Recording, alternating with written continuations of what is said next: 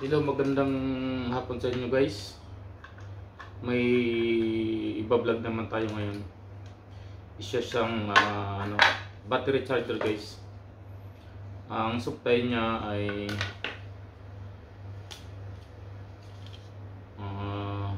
220 volts, 50 Hz. Guys, ito siya guys. At saka yung output niya 42 volts. Ito yung niya guys, yung level niya guys, data niya ito. Yung input niya 100 to 240 volts at saka 50 to 60 Hz, 2.5 amperes maximum. Yan guys. Ito siya yung board niya sa power supply board guys. PCB niya ito. I-explain natin guys yung operation nito guys, kung paano tumakbo yung kuryente from AC to DC. Ito guys. Kukuha tayo ng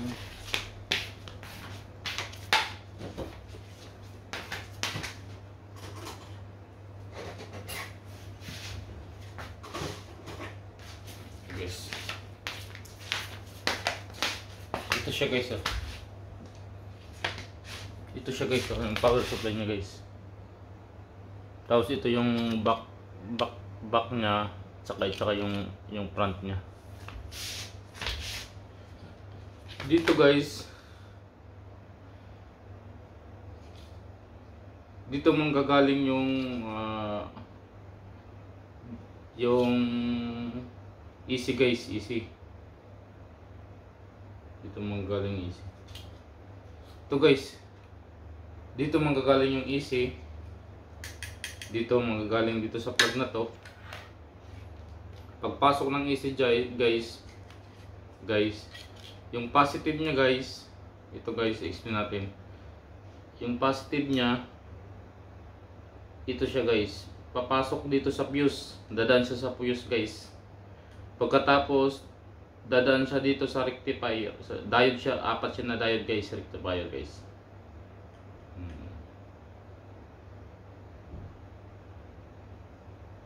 Ayan siya guys. Rectifier guys. Tapos yung negative nyo guys, dumirekta naman sa rectifier guys. Ayan. Ayan guys, yung gitna nito guys, ito yung positive. Itong dalawang gitna, itong gilid. Ito naman yung DC guys. Lumabas dito guys. Ayan. Tapos duman siya ng capacitor guys. Pinutok niya, usually guys, pinutok niya na yung capacitor nito, sira na to. Wala lang ako mapagbilhan muna dito. Baka sakali makabili ng capacitor. Tsaka fuse, pinutok niya na guys. Nag-leak na siya guys, yung capacitor niya. Tapos pumasok siya dito guys.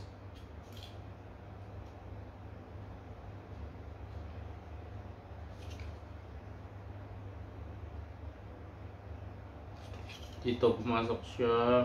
Saglit guys. Pero yung operation talaga, ipakita ko sa inyo guys yung operation nito guys, lahat yung diagram nito. Pero kung sa diagram tayo guys, ito kasi pwede natin i-mapping ito guys, ito. Tapos pumasok siya dito sa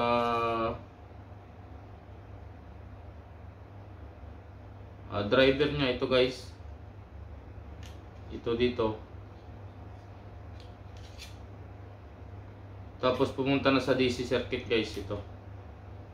Dumaan siya dito sa transformer. Tapos step down niya guys yung DC voltage na 240 guys. Step down niya dito ng 42 volts. Yung primary niya 240, yung secondary niya ay 42 volts. AC siya guys. DC siya kasi naging galing dito sa rectifier guys, lumabas dito, pumunta sa transformer, naging AC voltage na siya, tapos lumabas na siya DC voltage. AC voltage rectifier, AC to DC, DC to DC, yung output niya DC 42 volts yung secondary. Yan guys. Itong ano guys, ito mga capacitor, resistor, yung ano niya, IC niya ito guys. Ito yung nagko-control ng AC DC voltage guys, itong IC niya. Dadaan ito dito sa yung tinanggal ko dito guys, oh, yung transistor, MOSFET transistor guys. Itong MOSFET transistor guys, ito yung nagda-drive ng itong MOSFET transistor, ang nagda-drive nito, itong IC na to. Guys, ito. May power din ito na may supply din ito na positive negative. DC volts. Ida-drive niya itong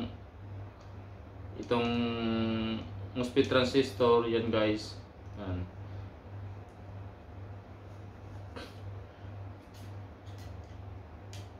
Yan. Ano niya? I-step down niya transformer. Yan guys. Itong mga capacitor dito guys, ito mga voltage divider guys, resistor. I-divide niyo yung voltage guys. Napapasok dito sa IC na to. Yan guys. Pasok yan. Kasi yung voltage divider guys, yung sinasabing voltage divider, yung series na resistor guys, yung 2/3 at saka 1/3 guys, mag-decrease yung voltage guys. Diyan, mag-decrease. Tapos papasok na dito sa AC guys, ito AC circuit na ito guys. AC circuit na, tapos lalabas na dito guys sa output.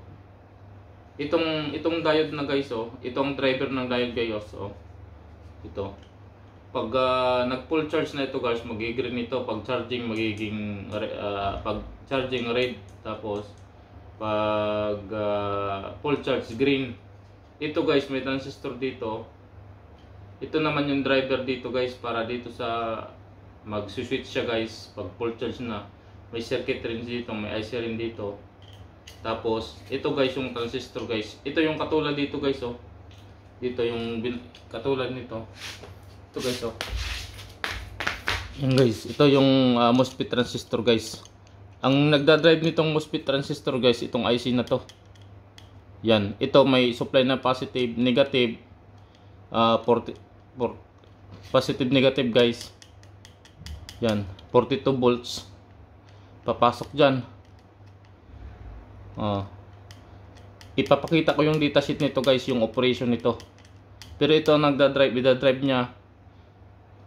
Tapos itong mga capacitor guys, itong diode na to, itong capacitor, yan ang mahalaga guys. Kasi yan ang nagde-drive ng ng voltage divider. Yan guys. Yan. I-charge, discharge niya, ganyan. Yan ang nagda-drive ng DC current guys. Ito. Simple lang ang operation nito guys. Makakuha kayo ng mga power supply sa diagram sa online. Ito guys, yung aluminum na nakikita nyo guys, discharge ng heat ng ng MOSFET transistor ito. Ito iba-ibang capacitor, diode, resistor, yan guys. So ito guys yung voltage divider guys, oh. Itong magkakasunod na to, 1 2 3. Yan guys. Yan, oh. Yung sinasabing voltage divider guys, naka-series yung resistor. Halimbawa 5, 10, 15, tatlong resistors. 5, 10, yung output dyan sa after ng 10, magkakaroon siya ng voltage dyan. Tapos pagbababa naman, 15, di-decrease yung voltage niya guys ng 5 volts. Example lang guys yan. Kung gusto nyo guys, gusto nyo makuha yung diagram nito guys, i-disconnect nyo lahat ito guys. Pwede nga hindi nyo nang i-disconnect, i-multimeter nyo lang ang every line nito, tapos gagawan nyo ng diagram. Yan guys. Para kasi pag bibili kayo guys, 120 real din ito. Kung marunong kayo magawa, mag-understood ng sa 120 real guys dito sa Qatar, ang value sa Philippine peso kasi yung 100 150, yung 20 nasa 300, 1,800 peso sa atin guys. 1,800 peso. Isipin nyo naman guys, 1,800 peso. Mahal masyado dito sa atin. Baka sa Pilipinas makakuha ka ng 600 pesos nito. Ayun guys, yan. Kaya pag may mga ganito kayo guys, pwede nyong ipa-repair sa mga electronic shop.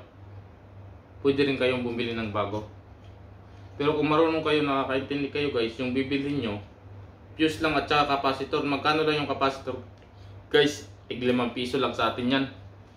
10 piso yung maliliit na capacitor, yung electrolytic capacitor. Ito 330 volts, 63 volts, 330 microfarad, 63 volts yan. Binaklas ko na yung defective na parts nito guys. Ito. Yes. Dinisconnect ko na yung defective na parts.